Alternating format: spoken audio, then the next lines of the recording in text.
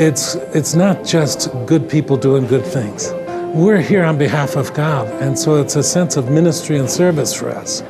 I tell staff members and volunteers all the time that it's critically important that everybody connected with St. Francis understand that every single person that comes through the door at St. Francis is treated with dignity and respect.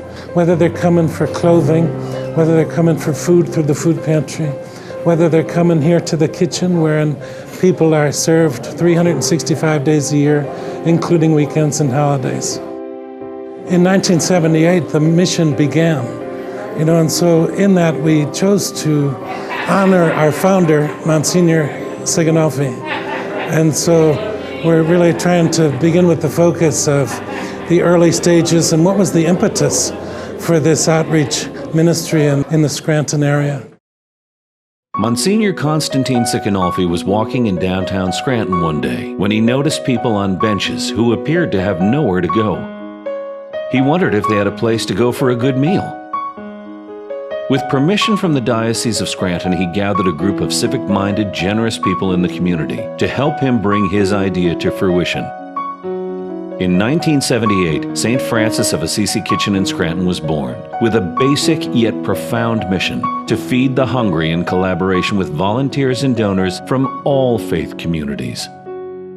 A brand new building with a modern kitchen and dining room at Penn Avenue and Vine Street was opened during the Easter season just 8 years later. Finally, we're here. Thanks be to God.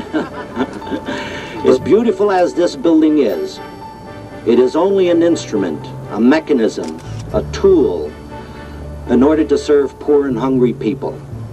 We wanted to give these people a dining room that they could come with and have their meal with a sense of dignity and a sense of pride. And that's why we built it, not to have just simply a beautiful building, but so the people who are poor and who are hungry could be fed in a dignified manner. We have 16 grills in order to prepare food. We have 8 ovens, and especially for the holiday time, to prepare turkeys. We have French frying machines and deep frying machines. We have mixers, slicers. We have several coffee urns to prepare tea and coffee for our guests. And we have counter space for the women to cut up the food and prepare the food for the chef to prepare it for dinner. And that creates a good family atmosphere for them. We also have an office space for the chef where he can make his proper telephone calls and carry on his paperwork in order to be prepared for the meal, which was served at 11 o'clock until noontime every day, 7 days a week. The kitchen provides a free, hot, nutritious meal to anyone who walks in the door every single day of the year. No questions are asked and no one is turned away. Because of Monsignor Sigonolfi's mission, up to 200 men, women, and children of all ages partake of a meal every single day, along with other services such as our Client Choice Food Pantry and free clothing store. We honor Monsignor Sigonolfi's vision and leadership. St. Francis of Assisi is a true community resource that, because of him, has helped countless people, and over 40 years later, his mission continues. The first time that I went, I was helping serving dinner, and the people were coming in, and I was okay as they were coming in. And then I saw them sitting down, and I saw a lot of people just sitting at the table by themselves. My eyes started filling up with tears. There's a lot of people out there who are struggling right now. Am I going to pay my rent? Am I going to buy my medicine? Or am I going to put food on my table? I want people to donate to St. Francis Kitchen and help us help our community, help feed and clothe our brothers and sisters that are in need. No questions are asked when anybody walks in the door. Everybody is kind to everybody, every server, every volunteer, the staff, everybody has a smile on their face. We couldn't do what we do at the kitchen if it wasn't for the generosity of everyone in our community. I love supporting St. Francis of Assisi Kitchen. It's a tremendous satisfaction to know that you've helped somebody and possibly made a difference in their life. And I ask that you search your heart and do the same. My name is Mark, and I work at St. Francis of Assisi's Kitchen. When they come in, they have a camaraderie. A lot of them know each other because they've been coming there for years. And they feel like they're at home when they come in. They relax, they get to sit down in the dining area. They know they're gonna come into a nice environment. We have the music playing. Makes me feel great that I contribute something to the community, you know, and to other people.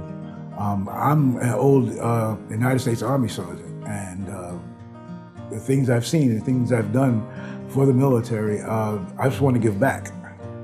Whether it be monetary or the donation or just spending your time with us, coming down, volunteering. We have volunteers that have been there for years, and they get a joy. Look on their faces. It's not even like a job to them. They're not even getting paid. It's a joy for them to help out another person. God put people on this earth to help one another. No one's a single island around here. I'm not here by myself on this planet. I can't walk around like I'm the only one on earth. There's other people here. And you have to be compassionate, you know, and caring. You know, that's the way it is, you know. That's the way I look at it. We provide an opportunity where people can participate in this mission, not only with their monetary contribution or their food donations or their clothing donations, but they can come and stand next to us on the line and serve people. It's an amazing experience for the volunteers who take the time and the effort to come and be part of this mission. I've been coming here since, early 80s.